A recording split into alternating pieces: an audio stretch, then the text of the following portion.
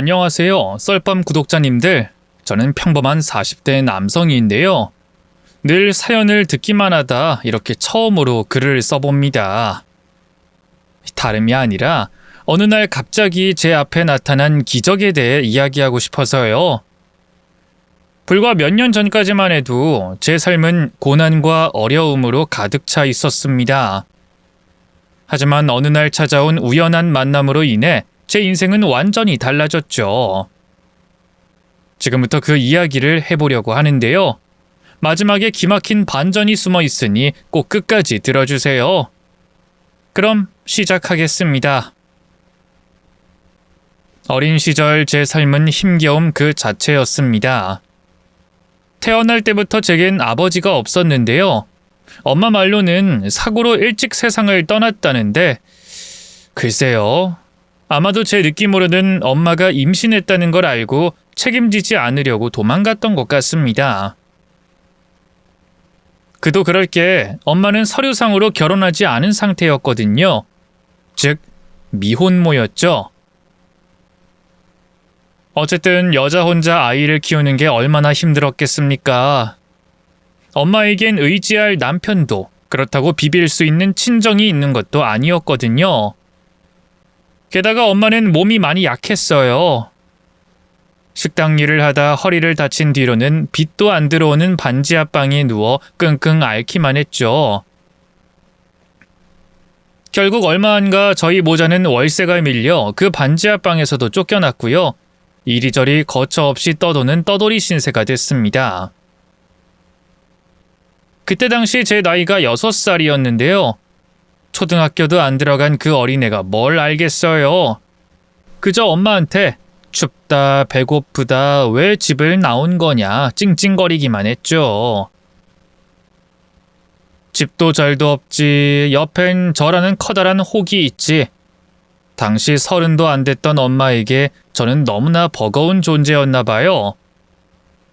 결국 눈발이 매섭게 날리던 어느 겨울, 엄마는 저를 지방에 있는 한 보육원 앞에 버리고 가버렸어요. 영수야, 엄마가 지금 너무 급한 일이 생겨서 가봐야 하거든? 근데 거기엔 널 데려갈 수가 없어. 며칠 뒤에 데리러 올 테니까 잠깐만 여기서 지내? 알겠지? 여기 사람들이 너에 대해 물어보면 아무것도 말하면 안 돼. 절대로. 엄마랑 약속할 수 있지? 어디 가는데 엄마? 나도 같이 가면 안 되는 거야? 안 돼. 넌 여기서 기다려. 그리고 여기 사람들한테 절대로 아무 말도 하지 마. 엄마는 전에 한 번도 본 적 없던 무서운 표정으로 절 다그쳤어요. 그리고 그대로 도망치듯 절 두고 떠나버렸죠. 몇 시간 뒤 보육원 밖으로 나온 선생님이 절 발견했고요.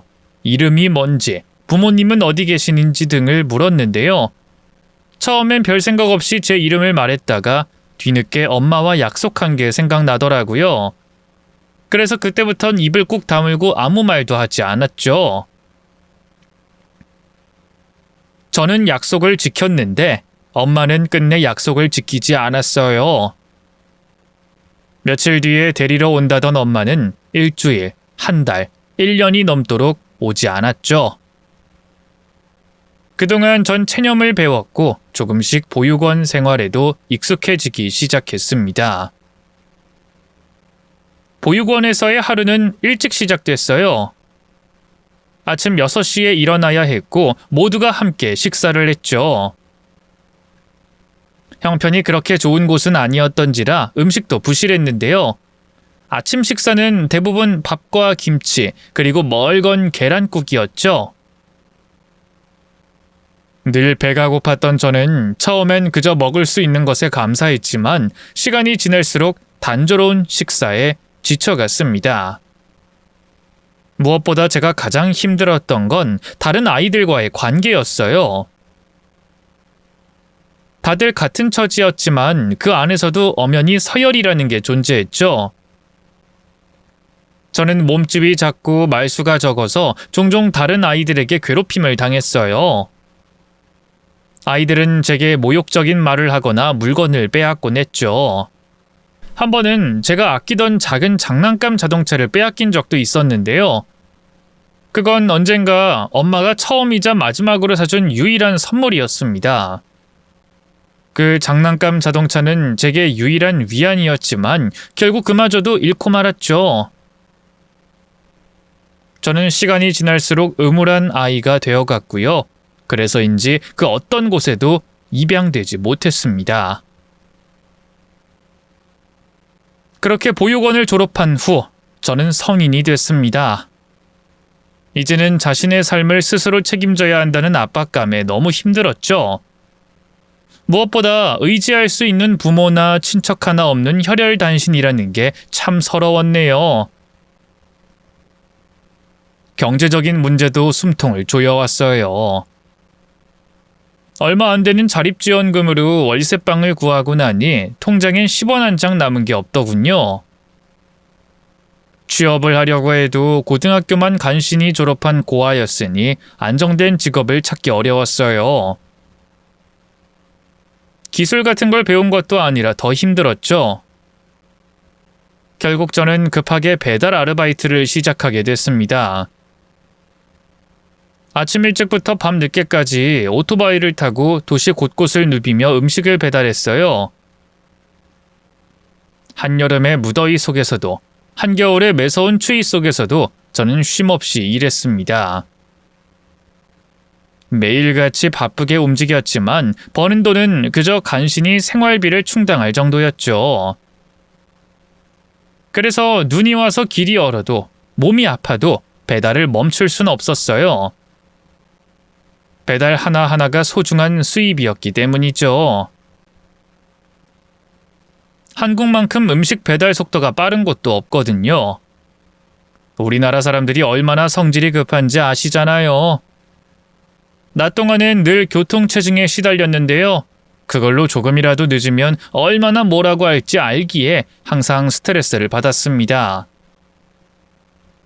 차들이 꽉 막힌 도로에서 오토바이를 타고 좁은 틈을 지나가며 주문을 맞추기 위해 애썼죠. 언제나 시간에 쫓기며 살아가는 것이 일상이었네요. 저도 사람이니 당연히 배달 시간을 못 맞출 때도 있었는데요. 음식이 늦게 도착하면 어김없이 손님들의 욕설과 불평이 돌아왔고, 그럴 때마다 저는 죄송하다고 고개를 숙여야 했습니다. 그렇게 하루 종일 일하고 나면 몸은 녹초가 됐어요. 집으로 돌아가면 피곤한 몸을 이불 위에 던지고 곧바로 잠에 빠져들었습니다. 작은 원룸은 제가 하루의 피로를 풀 수 있는 유일한 안식처였어요. 그러나 그곳에서도 때때로 고독과 외로움이 저를 엄습해왔죠. 혼자 있는 시간에는 종종 어린 시절 보육원에서의 기억들이 떠오르기도 했는데요. 엄마에게 버림받고 친구들에게 괴롭힘을 당했던 날들이 절 괴롭혔습니다. 하지만 전 결코 삶을 포기하지 않았습니다. 스스로에게 다짐했죠. 이렇게 살아선 안 돼. 나는 더 나은 삶을 살 거야. 그래서 날 버린 엄마가 반드시 후회하게 만들 거야. 그 결심을 원동력 삼아 저는 더욱더 열심히 일했습니다. 배달 일을 하면서도 틈틈이 도서관에서 책을 읽고요. 취업을 위한 자격증을 따기 위해 인터넷 강의를 듣기도 했죠. 때로는 아르바이트 돈을 아껴서 학원에서 진행하는 단기 교육을 듣기도 했습니다. 물론 쉽지 않은 일이었지만 더 나은 미래를 꿈꾸며 한 발자국씩 앞으로 나아갔어요. 하지만 하늘도 참 무심하시죠. 안 그래도 굴곡진 제 인생에 또 다른 불행이 찾아왔습니다. 글쎄, 배달을 가는 길에 교통사고를 당했지 뭡니까? 빨간불을 무시하고 달려온 차가 그대로 절 향해 돌진하는 순간 머릿속이 하얗게 비더군요. 몸을 옆으로 날려 가까스로 피한 덕에 큰 사고는 면했지만 오토바이는 폐사 직전의 상태로 망가져 버렸는데요. 사고 보험금이 나올 때까진 오토바이를 다시 살 돈도 없었어요. 결국 강제로 일을 쉬게 됐는데요. 집에 혼자 누워있으니 자꾸만 사고 당시의 상황이 떠올라 절 괴롭히더군요. 일종의 트라우마가 생긴 거였어요. 새삼스럽게 배달 일이라는 게 얼마나 위험한지 실감했다고나 할까요? 안 그래도 같이 일하던 형 한 명이 배달하다 사고가 나 목숨을 잃은 지 얼마 안 됐을 때였거든요. 이대로는 안 되겠다. 더 이상 배달 일을 하며 내 목숨을 걸 수는 없어 하는 생각에 전 그대로 배달 일을 그만뒀습니다. 다행히 교통사고 가해자로부터 소정의 보상금을 받은 덕분에 당분간 월세와 생활비는 어떻게든 충당이 될 것 같더라고요. 백수가 된 저는 더 적극적으로 새로운 직업을 찾기 시작했습니다. 여러 회사에 지원서를 넣었고 면접을 보러 다녔죠. 실패와 거절의 연속이었지만 포기하지 않았습니다. 두드리면 열린다고. 그러다 마침내 한 작은 회사에서 기회를 줬습니다. 비록 계약직에 월급도 적고 하는 일도 잡일에 불과했지만 그래도 매일 열심히 일했어요. 누구보다 빨리 출근해서 제일 마지막에 퇴근하곤 했죠. 몰랐는데 그 모습을 눈여겨보고 있던 사람이 있었습니다. 바로 사장님이었죠. 어느 날 사장님께서 절 호출하셨는데요. 한껏 긴장한 채 사장실에 들어서자 사장님은 웃으며 제게 말씀하셨어요. 평소 자네 일하는 모습을 계속 눈여겨봐왔거든. 요즘 젊은이들 같지 않게 군소리 없이 어찌나 열심히 하던지. 어떤가? 자네만 괜찮다면 정사원으로 올려주고 좀 더 중요한 일을 맡기고 싶은데 괜찮겠어? 저를 정사원으로요? 물론 시켜만 주신다면 열심히 하겠습니다만. 열심히 하는 것만으로는 안 돼. 잘해야지. 그게 중요해. 어떤 일을 하게 될지 모르겠지만 처음엔 분명히 서툴 겁니다. 하지만 제가 그동안 못 배우고 살아서 그렇지 머리가 나쁜 편은 아니거든요. 뭐든 가르쳐 주시면 배우겠습니다. 그리고 기필코 나중엔 잘하겠습니다. 제 말에 사장님은 흡족한 미소를 지어 보이셨어요. 그리고 그 자리에서 계약서를 다시 쓰게 됐죠. 월급이 1.5배 오른 것보다 사장님의 신뢰를 얻은 것이 정말 뿌듯했습니다. 그동안의 노력이 결실을 맺은 순간이었죠. 사장님의 기대에 부응하고자 그 후로도 매일매일 열심히 일했습니다. 새로운 직책에서의 역할을 충실히 수행하며 회사의 성장에 기여하기 위해 최선을 다했어요. 사장님의 도움으로 야간대학도 다니게 됐죠. 야간대학도 대학은 대학이라고 나름의 낭만적인 일도 있었는데요. 바로 여자친구가 생긴 거였죠. 여자친구는 저보다 2살 연하의 작은 제조회사를 다니고 있었어요. 저와 마찬가지로 고졸이라 뒤늦게 야간대학을 다니며 학위를 따려는 거였죠. 저와 비슷한 처지에 열심히 사는 여자친구의 모습이 참 좋아 보였습니다. 제 눈에 안경이라 욕하실 수도 있지만 예쁘고 똑똑하고 밝고 단점 하나 없이 완벽한 사람 같았죠. 제가 고아라는 걸 알면서도 대수롭지 않게 여길 만큼 마음이 넓기도 했고요. 그렇게 일에 연애에 공부에 매일같이 바쁘고 충실한 하루하루를 보내던 어느 날이었어요. 평소처럼 대학 강의를 듣고 집으로 돌아왔는데 허름한 원룸 문 앞에 낯선 여자가 서 있었습니다. 처음엔 누구인지 알아보지 못했는데요. 제가 문을 열고 들어가려 하자 그 여자가 조심스럽게 제 이름을 부르며 말을 걸어왔습니다. 영수야, 나야. 그동안 잘 지냈니? 그 한마디에 순간적으로 심장이 쿵 하고 떨어지는 듯한 기분이 들었습니다. 전 그제야 그 여자가 누구인지 알 수 있었어요. 어린 시절 절 보육원에 버리고 영영 떠나버린 엄마였죠. 제가 충격에 굳어버린 사이 그 여자가, 아니 엄마가 제 앞으로 다가왔어요. 그리고 조심스럽게 다시 말을 걸었죠. 엄마 몰라보겠어? 기억 안 나니? 엄마는 좀 늙긴 했지만 여전히 아름다웠습니다. 적어도 자식을 버리고 가슴이 아파 밥도 제대로 못 먹고 잠도 제대로 못 잔 황폐한 삶을 산 사람 같진 않았죠. 그걸 확인하고 나니 배알이 뒤틀리더군요. 금방이라도 눈물을 떨굴 듯 슬퍼 보이는 표정도 전부 가식처럼 느껴졌어요. 영수야, 엄마라니까. 엄마 안 보고 싶었어? 글쎄요. 엄마? 나한텐 엄마라는 사람이 있는 줄 몰랐는데요.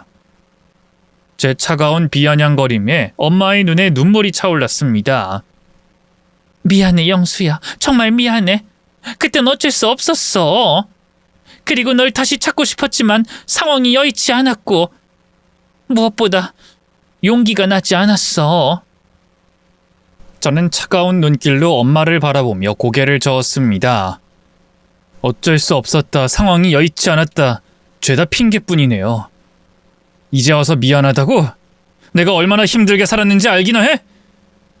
당신이 떠난 후에 난 혼자였어. 아무도 없었다고. 그때 난 고작 6살이었는데 말이야. 영수야, 엄마도 알아. 엄마가 얼마나 너한테 큰 죄를 지었는지. 평생, 아니 죽어서도 속죄하며 살 테니 제발 엄마 얼굴 좀 봐줘. 엄마가 할 말이 있어서 그래. 엄마가 한 걸음 더 다가오려 했지만 저는 손을 들어 막았습니다. 됐으니까 가세요. 이제 와서 나한테 무슨 할 말이 있다고. 난 당신 필요 없어요. 나 혼자 잘 살아왔고 앞으로도 그럴 겁니다. 영수야, 그러지 마. 제발 잠깐 시간 좀 내주렴. 아니, 한번 안아보기라도 하면 안 될까? 이제 와서 뭐하는 수작이에요? 아, 혹시 돈 필요해요? 아니면 뭐 어디가 아파서 장기라도 떼달라 이건가? 그런 거 아니야, 영수야. 아니긴 뭐가 아니야. 버린 채로 지금까지 모르쇠하다 이제 와서 아들 찾는 이유가 뭐겠어? 뭔가 따로 속셈이 있는 거겠지. 내가 그렇게 호구로 보여요? 난 이제 더 이상 당신을 기다리던 그 어린애가 아니야. 그러니까 그만 가세요. 다신 오지 말라고. 엄마는 더 이상 말을 잇지 못하고 눈물만 흘렸습니다. 전 그런 엄마를 외면하며 문을 열고 집 안으로 들어갔죠. 문을 닫는 순간 마음 한구석에서 후회와 슬픔이 밀려왔지만 그 감정을 억누르려 애썼습니다. 저는 엄마를 용서할 준비가 되어 있지 않았어요. 너무 오랜 시간 동안 혼자 싸워왔고 늘 엄마의 빈자리를 메우려 노력해왔으니까요. 엄마의 등장으로 전 많이 힘들고 혼란스러웠습니다. 당연히 여자친구도 제 상태를 알게 됐고요. 무슨 일이냐고 캐묻기에 솔직하게 말해줬죠. 그러니 여자친구는 저보다 더 화를 내더군요. 그 여자 진짜 뻔뻔하다. 이제 와서 뭘 잘했다고 오빠를 찾아와? 분명 오빠가 모아둔 돈 노리는 걸 거야. 그 여자 왔을 때 행색이 어땠어? 뭐 그렇게 좋아 보이지는 않았는데. 거봐, 돈이 목적이라니까? 자식 버린 여자가 이제 와서 그러고 싶을까? 됐으니까 다신 만나주지 마. 오빠 알겠지? 참 웃기죠? 여자친구가 엄마를 그렇게 나쁘게 말하니까 기분이 좋지만은 않았어요. 그래서 아무 말도 안 하고 있으려니 여자친구가 다가와 절 꽉 안아주더군요. 알아, 오빠 마음. 그 여자가 유일한 혈육인데 당연히 흔들리겠지. 하지만 가족이란 건 얼마든지 새로 만들 수 있는 거잖아. 내가 오빠의 가족이 되어줄게. 어때? 뜻밖의 말에 얼마나 놀랐는지 몰라요. 여자친구를 1년 넘게 만나긴 했지만 결혼을 생각해 본 적은 한 번도 없었거든요. 그게 무슨 소리야? 눈치 없긴. 아직도 모르겠어? 결혼하자는 거잖아. 세상에, 여자가 먼저 프로포즈하게 만들고. 오빠 진짜 반성해야 돼. 정말 나로 괜찮겠어? 너도 알겠지만 난 고아에 못 하나 잘난 것도 없는 놈인데. 괜찮으니까 지금까지 만나왔지. 누가 뭐래도 오빤 나한테 완벽한 사람이야. 활짝 웃으며 제품에 안기는 여자친구를 보면서 얼마나 기뻤는지 모릅니다. 그래요. 가족이란 얼마든지 새로 만들 수 있는 거였는데. 그날 이후 저는 여자친구와 함께 만들어 나갈 미래를 조금씩 그리기 시작했어요. 그러다 아무래도 엄마가 마음에 걸려 여자친구에게 그래도 한번 만나볼까 운을 띄웠는데요. 여자친구는 그럴 필요 없다면서 펄쩍 뛰더군요. 됐어. 혼주석 비어있는 게 뭐 어때서. 우리 부모님도 오빠 이미 고아인 거 아셔. 괜찮다고 하셨고. 그래도 엄마가 버젓이 살아있는데 결혼식에 안 부르는 게 좀... 오빠 정말 이럴 거야? 내가 말했잖아. 그 여자 딱 봐도 자기 혼자 젊을 땐 즐길 거 다 즐기다가 이제 나이 들고 일할 것도 마땅치 않으니까 오빠 찾아온 거잖아. 뭐 뜯어먹을 거 없나 하고. 그런 장단에 휘둘리지 마. 오빠의 가족은 그 여자가 아니라 나라고. 여자친구의 강한 주장에 결국 전 아무 말도 하지 못했어요. 그리고 며칠 후 엄마가 다시 찾아왔지만 이번에도 만나주지 않았습니다. 굳게 문을 걸어 잠그고 외면했죠. 여자친구의 당부가 생각나기도 했고요. 엄마에 대한 원망과 미움이 아직 강하게 남아있기도 했으니까요. 문 밖에서 들려오는 엄마의 흐느끼는 소리도 미안하다는 말도 제게는 아무런 의미가 없었습니다. 그렇게 엄마가 다시 찾아온 지 몇 주가 흘렀습니다. 여자친구와의 결혼을 준비하면서도 여전히 마음은 복잡하고 혼란스러웠습니다. 엄마의 얼굴과 눈물이 자꾸 떠올라 사라지지 않았죠. 그러던 어느 날이었어요. 모처럼 쉬는 날이라 집에 있는데 노크 소리가 들렸습니다. 문을 열어보니 이번엔 엄마가 아닌 낯선 장년의 남자가 서 있었죠.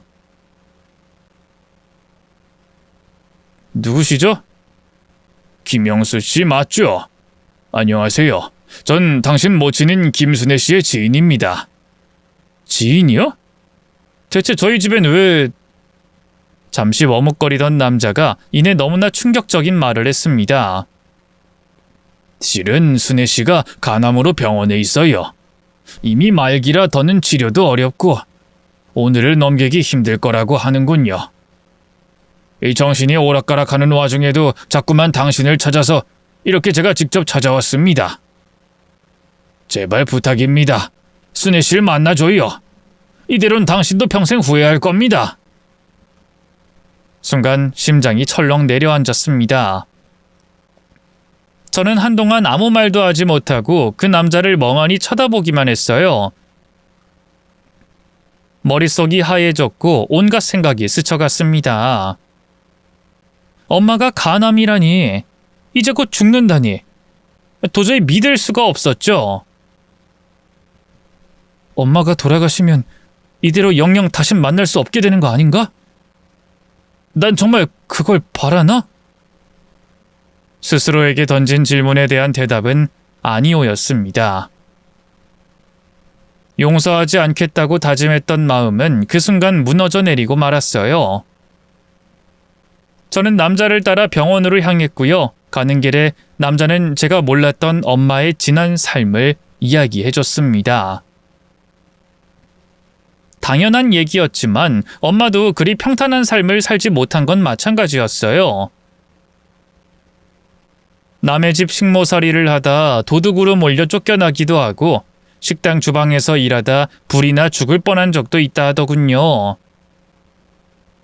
순애 씨가 형편만 그랬다면 바로 당신부터 찾으러 갔을 겁니다. 늘 당신 어릴 때 사진을 갖고 다니면서 주변에 자랑하고 그랬거든요. 남자의 말에 저는 아무 대답도 할 수 없었어요. 눈물을 꼭 참는 게 고작이었죠. 이윽고 택시가 병원 앞에 멈춰섰고요. 저는 택시에서 내리자마자 서둘러 엄마의 병실로 달려갔습니다. 엄마는 병상에 누워 있었고 얼굴은 이전보다 더 수척해 보였습니다. 엄마는 절 보자마자 눈물을 흘리며 미소 지었어요. 영수야, 드디어 와줬구나. 엄마를 보러 와줬어. 도대체 이게 어떻게 된 거예요? 어디가 어떻게 아파서? 엄만 괜찮아. 처음엔 자식 버린 애미한테 하늘이 천벌을 내린 거라 생각했는데 이렇게 네가 엄마를 만나러 와준 걸 보니 그것도 아닌 모양이구나. 오히려 하늘이 널 만나게 해주려고 엄마를 이렇게 아프게 했나 봐. 그게 무슨 말도 안 되는 소리예요? 엄마 진짜 간암이에요? 치료받아도 살 수 없는 거예요? 그래. 이미 다른 장기로까지 다 퍼져버려서 항암 치료고 수술이고 소용없다는구나. 근데 죽기 전에 어떻게든 널 만나고 싶었어. 보육원 원장님에게 부탁해 너희 집 주소를 받았던 거야. 그러게 진작에 찾아왔어야죠. 아니 애초에 날 왜 버렸어요? 왜 혼자 남겨뒀어요? 원망 섞인 제 외침에 엄마는 고개를 떨구며 눈물을 흘렸습니다. 넌 믿을지 모르겠지만 널 위해서였어. 그땐 내가 널 키울 수 있는 형편이 아니었거든. 너를 더 좋은 곳에서 자라게 하고 싶었어. 그땐 그게 최선이라고 생각했는데. 미안해 영수야. 나중에 네가 입양되지 않았다는 걸 알고 널 금방 다시 찾으러 가려고 했어. 하지만 사는 게 너무 힘들어서 자꾸 힘들어지기만 해서 도저히 널 데리러 갈 수가 없었어. 그렇지만 엄마도 편하게 산 건 아니야. 널 버린 죄책감에 평생 사는 게 아니었어. 엄마의 눈물 섞인 고백 앞에서 저는 무너질 수밖에 없었습니다. 저는 오열하며 제 내면 깊숙이 있던 솔직한 마음을 털어놨어요.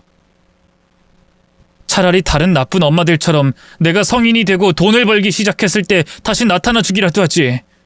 등골이라도 빼먹지. 왜 이렇게 늦게 나타났어요? 왜? 내가 얼마나 보고 싶었는데. 미안해 형수야. 용기가 나지 않았어. 너에게 무슨 낯으로 찾아가야 할지 몰랐어. 네가 날 용서해주지 않을까봐, 널 다시 볼 수 없을까봐 두려웠어. 하지만 이젠 정말 시간이 없어서 널 보고 싶었어. 마지막으로 한 번이라도. 엄마가 절 향해 간신히 손가락 끝을 움직였어요. 전 엄마의 손을 꼭 잡고 다시 흐느끼기 시작했습니다. 엄마, 나도 미안해요. 엄마를 용서하지 못하고 그동안 너무 미워했어요. 엄마가 얼마나 힘들게 산지도 모르고 얼마나 아팠는지도 모르고. 바보같이 네가 미안할 게 뭐가 있어.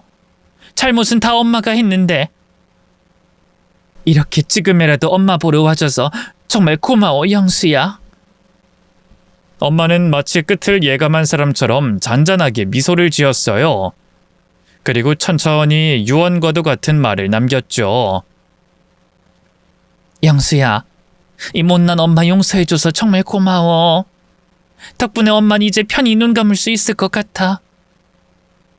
엄마 없이도 지금까지 잘 살았던 것처럼 앞으로도 잘 살아야 해. 알겠지? 엄마가 늘 하늘에서 우리 아들 지켜보고 있을 테니까 밥 꼬박꼬박 잘 챙겨 먹고 아프지 말고. 엄마는 마지막까지 제 걱정뿐이었어요. 전 그런 엄마를 꼭 끌어안고 엄마가 두 눈을 감는 마지막 순간을 함께했습니다.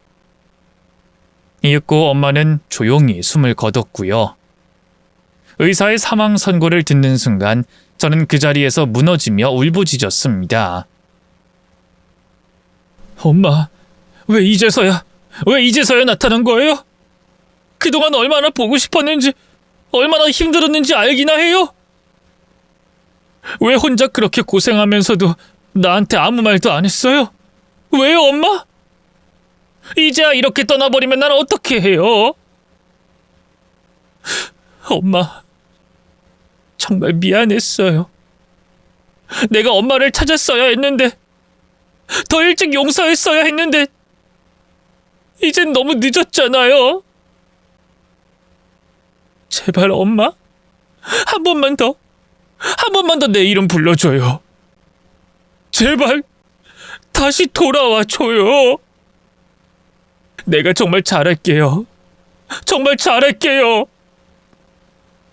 지금 생각해보면 참 후회스러워요. 엄마 가는 마지막 길이 편안할 수 있도록 웃으며 보내줄 것을. 하지만 후회해봤자 어쩌겠어요. 시간은 되돌릴 수 없고 죽은 사람은 살아 돌아오지 않는 법이죠. 엄마의 장례는 조용히 치러졌습니다. 저는 슬픔에 잠길 새도 없이 상주로서 엄마의 지인들을 맞이했죠. 그 안엔 제 연락을 받고 달려온 여자친구도 있었는데요. 혹시 자기와의 약속을 어기고 엄마를 만난 걸 탓하지 않을까 했는데 그건 제 기우에 불과했어요. 오히려 여자친구는 절 위로해주기 바빴습니다. 가봐도 된다고 했는데도 괜찮다면서 제 옆을 지켜주더군요. 그런 여자친구가 얼마나 고마웠는지 몰라요. 어쨌든 조문객들이 하나둘 찾아오고 나가면서 제 마음도 점점 무거워졌습니다. 그렇게 얼마나 시간이 흘렀을까요? 밤이 깊어지면서 어느덧 조문객들의 행렬은 뚝 끊겼고 여자친구도 안쪽 방에서 잠이 들었는데요. 그때까지도 제 옆을 지켜주던 엄마의 지인이라는 아저씨가 조심스럽게 입을 열더군요. 내가 이런 말을 해도 될지 모르겠는데 말이다. 주제 넘을까 싶어서 계속 참았는데. 도대체 무슨 말을 하려는 건지 아저씨는 한참 뜸을 들였어요. 이미 엄마를 보내드리면서 이런저런 대화를 나눴고 아저씨가 말도 놓은 상태였거든요. 그래서 저도 좀 더 편하게 아저씨를 재촉했네요. 뭔데 그러세요? 전 괜찮으니까 말씀하세요. 그게 영수 자네 여자친구 말인데 결혼까지도 생각하고 있는 건가? 그런데요. 왜요? 아니 아까 나한테 순애씨 보험 같은 거 들어둔 거 없냐고 하더라고. 이 사망보험금이란 말까지 구체적으로 써가면서. 물론 현실감각 있는 거 좋긴 한데 난 그게 영 마음에 걸리네. 그런 거 없을 거라고 하니까 확 찡그려지던 표정도 그렇고. 이런 말 하면 좀 그렇지만 그렇게 좋은 여자 같진 않아. 사실 제가 친구도 적고 가족이나 친척 어른들도 없다 보니까 여자친구에 대한 타인의 평가를 듣는 게 처음이었거든요. 제 앞에선 늘 밝고 착하기만 한 여자친구인데 다른 사람 앞에서 그런 모습을 보였다는 게 솔직히 좀 충격적이더군요. 아저씨에겐 일단 참고하겠다고 말씀 감사하다고 얘기하고 넘겼는데요. 괜스레 마음이 뒤숭숭하더라고요. 그 뒤로 아저씨도 가족이 있어 먼저 집으로 돌아갔고요. 홀로 빈소를 지키던 저는 깜빡 잠이 들고 말았습니다. 그리고 깊은 어둠 속에서 꿈을 꾸기 시작했죠. 꿈속에서 저는 어릴 적 모습으로 돌아가 있었는데요. 엄마와 함께 걷던 동네 풍경이 눈앞에 펼쳐졌고 어느새 제 옆엔 엄마가 서 있었어요. 엄마는 환하게 웃으며 절 바라보고 계셨습니다. 영수야, 여긴 참 오랜만이지? 엄마의 목소리가 너무나도 생생하게 들렸습니다. 저는 눈물을 꾹 참으며 엄마에게 말했습니다. 그러게요. 진짜 오랜만이다, 엄마. 엄마도 오랜만이에요. 보고 싶었어요. 정말 많이 보고 싶었어요. 저는 엄마를 꼭 안았습니다. 엄마의 따뜻한 품속에서 느껴지는 그리운 온기가 너무나도 반가웠죠. 나도 보고 싶었단다, 영수야. 근데 엄마가 너에게 한 가지 부탁할 게 있어. 엄마의 목소리가 갑자기 엄숙해졌습니다.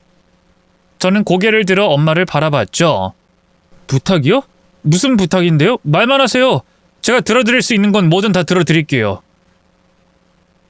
영수야, 너에게 가족을 만들어주고 싶어. 혼자 너무 오래 지냈잖니. 아, 그거라면 걱정 마세요. 엄마한테 미처 말씀은 못 드렸는데 저 곧 결혼해요. 만나는 여자가 있어요.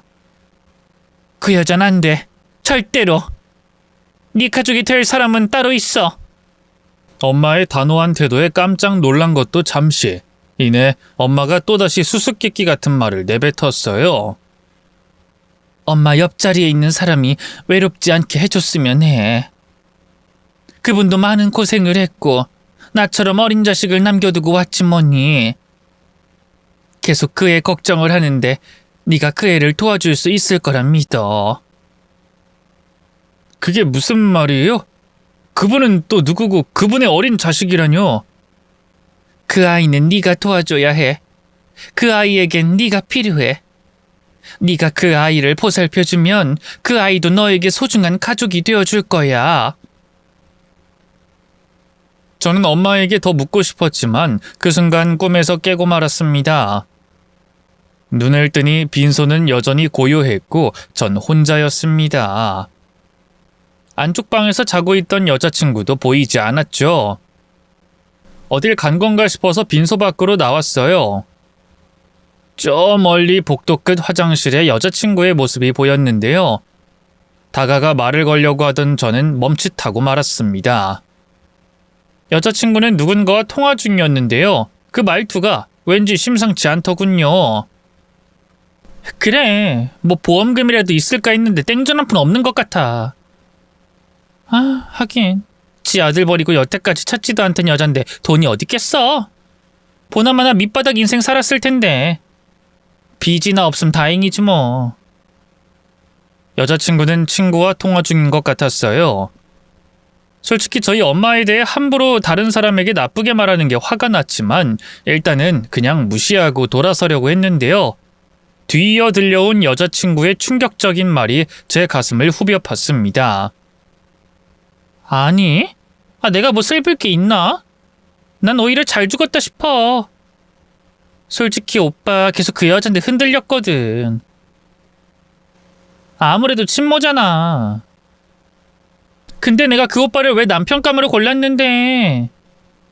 고아라서 시집살이 스트레스는 없을 것 같아서 고른 거 아니야.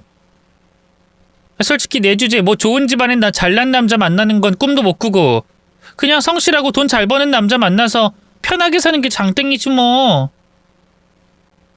오빠 회사가 규모는 작아도 나름 중견기업이야. 사장한테도 예쁨 받아서 월급도 제법 많이 받고. 근데 그 돈을 그 여자랑 나눠 써야 한다고 생각해봐. 아우, 생각만 해도 배 아파.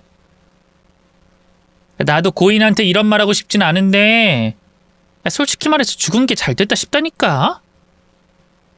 어떻게 인간의 탈을 쓰고 그런 말을 할 수 있는 건지 이해가 되지 않았습니다.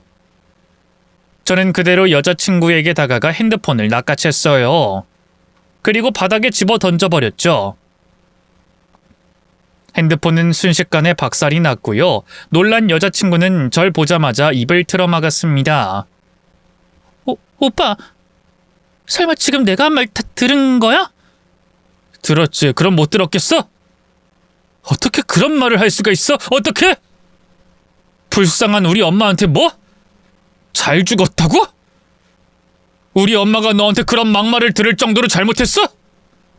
아니 오빠, 난 그런 게 아니라 오빠가 그 여자, 아니 그분한테 자꾸 흔들리는 것 같아서 걱정됐었으니까.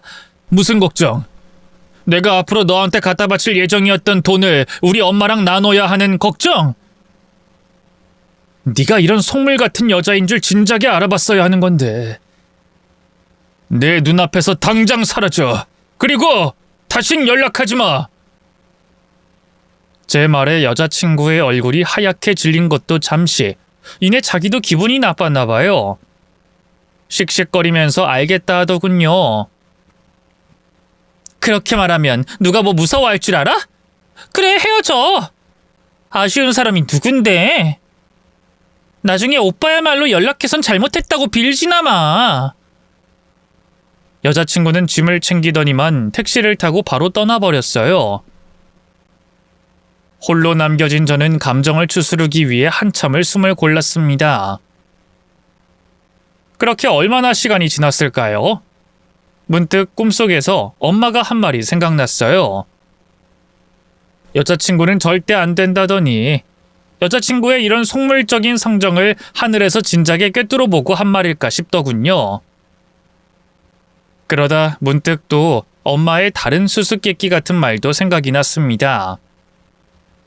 엄마 옆자리에 있는 사람이 외롭지 않게 해달라고 그 사람의 어린 자식을 거두어 달라는 부탁이었죠.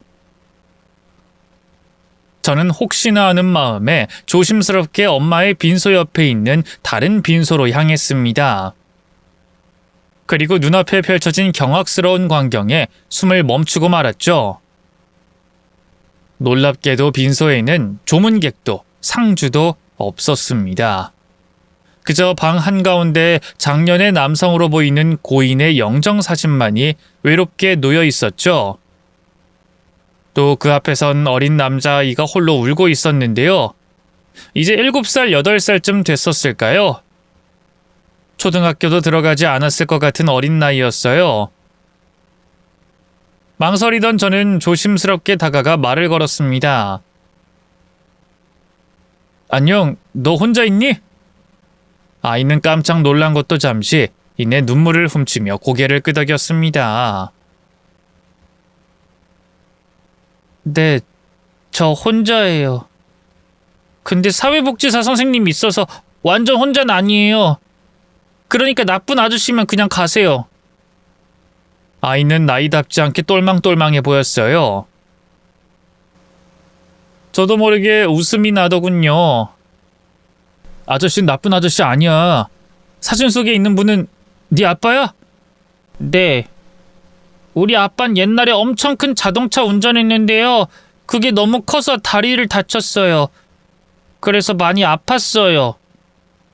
또박또박 설명하던 아이가 갑자기 말을 멈췄어요. 그리고 눈물이 그렁그렁한 얼굴로 절 올려다보더군요. 아저씨, 우리 아빠 어디 갔어요? 복지사 선생님이 이제 다신 못 본다고 했는데 진짜예요? 우리 아빠 다신 못 만나요? 그 순진무구한 질문에 저도 모르게 가슴이 아려왔습니다. 간신히 울컥한 감정을 추스른 채 입을 열었죠. 아니야, 그건 복지사 선생님이 잘못 알고 계신 거야. 다시 만날 수 있어. 근데 시간이 좀 걸려. 얼마나 걸리는데요? 한 100밤쯤 자면 돼요? 아니, 그것보다 훨씬 더 많이 지나야 돼. 그래도 꼭 다시 만날 수 있으니까 울지 말고 씩씩하게 잘 지내야 돼. 알겠지? 그치만 아빠가 자꾸 안 보이니까 무서워요. 아빠가 보고 싶어요. 아빠가 지금은 보이지 않지만 항상 너와 함께 있는 거야. 여기서 무섭지 않도록 아저씨가 같이 있어줄게. 정말요? 그러다 아저씨도 어디 가버리는 거 아니에요? 아니야. 아저씨가 너랑 계속 같이 있을게. 걱정하지 마. 작은 아이를 품에 안고 달래는 순간 가슴속 깊숙한 곳에서부터 무언가 따뜻한 것이 넘실거렸어요. 잠시 후 아이가 말하던 사회복지사 선생님이 돌아왔는데요. 남자는 본래 화물트럭 운전수였는데 몇 년 전 사고로 다리를 다치면서 장애 판정을 받았다고 하더군요. 아내도 오래전에 죽어 어린 아들을 혼자 키우고 있었는데 생활이 어려워지면서 복지센터의 도움으로 간신히 삶을 연명했다고 해요. 그러다 갑작스럽게 심장마비로 숨을 거두고 말았고요. 가족도 친척도 하다못해 친한 지인도 없는 고독사나 다름없는 죽음이었다고 하더군요. 맘 같아서 제가 마지막까지 잘 보내드리고 싶은데 제가 일이 너무 바빠서요. 내일 또 출장 가야 할 일이 있는데 도저히 미룰 수가 없어서. 또 제가 여자애 아직 나이도 어려서 장례 절차에 대해 잘 모르기도 하고요. 복지사 선생님은 이제 겨우 20대 중반쯤 됐을까요? 갑작스러운 상황에 퍽 난감한 눈치였어요. 그 순간 전 결심했습니다. 그럼 제가 대신 상주를 서겠습니다. 마지막까지 잘 보내드릴 테니 너무 걱정 마세요. 네? 아니 그래도 아무 연고도 없는 분인데.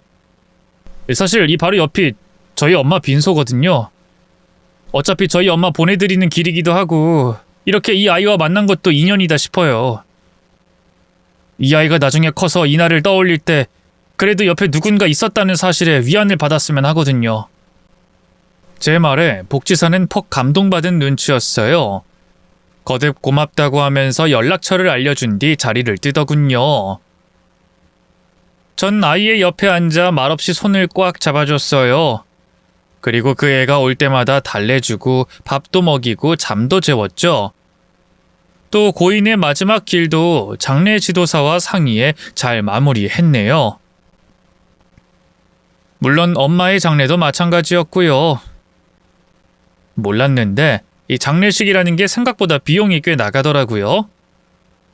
통장에서 순식간에 큰돈이 훅 빠졌지만 개의치 않았어요. 엄마 장례를 치른 뒤 슬픔에 빠져 있을 새도 없었습니다. 그 아이에 대한 입양 절차를 밟아야 했거든요. 제 아빠가 죽으면서 천의 고아가 된 아이는 제가 거두지 않으면 보육원에 가야 할 상황이었어요. 제가 어린 시절 겪었던 그 고통을 아이에게만은 주고 싶지 않았습니다. 꿈속에서 엄마가 했던 말들이 걸리기도 했고요. 그때 제 곁에서 잠든 아이의 얼굴을 보면서 결심했거든요. 이 아이만큼은 나처럼 외로운 삶을 살게 해선 안 된다고. 엄마의 사랑과 꿈속 마지막 부탁을 가슴에 품고 이 아이에게 따뜻한 집과 가족을 만들어주기로 다짐했죠. 우리나라 입양법상 독신 남성이 어린아이를 입양하는 건 쉽지 않았어요. 하지만 다행히 아이가 여자아이가 아니라 남자아이였기 때문에 입양이 아예 불가능한 건 아니었어요. 2007년 법이 개정되면서 혼인 중이 아닌 독신자도 입양이 가능해졌거든요.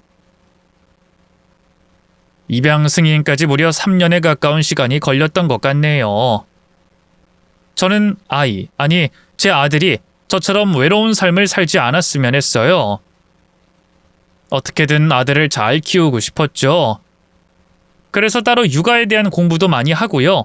아들과 최대한 많은 시간을 함께 보내려고 했습니다. 따로 공부해서 아동 심리 상담사 자격증까지 땄네요. 그런 제 노력 덕분일까요? 아들 역시 제게 조금씩 마음의 문을 열어줬습니다.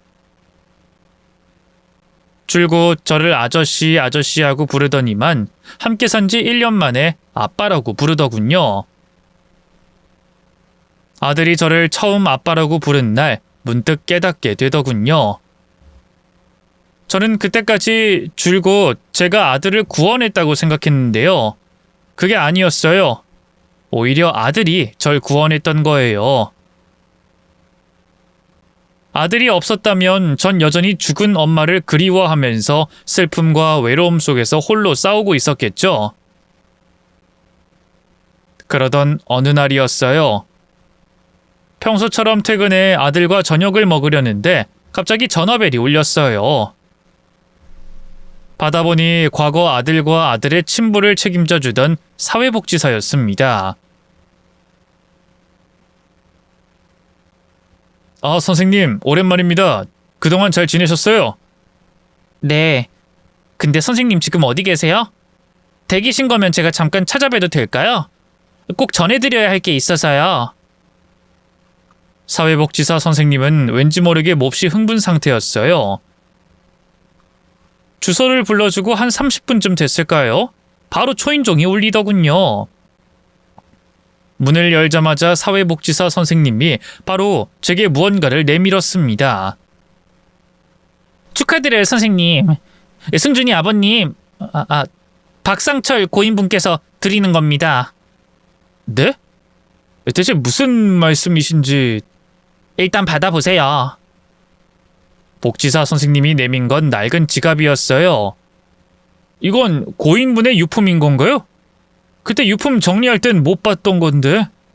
네, 승준이 아버님이 지갑을 다니시던 병원에 두고 갔었나 봐요. 그걸 병원에서 보관하고 있었는데 몇 년째 안 찾아가고 연락도 안 되니까 경찰서에 보냈더라고요. 저한테까지 연락이 와서 제가 찾아왔어요.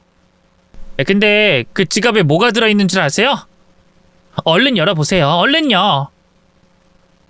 열어보니 아들 어린 시절 사진과 동전 몇 개, 그리고 복권 종이가 나오더군요.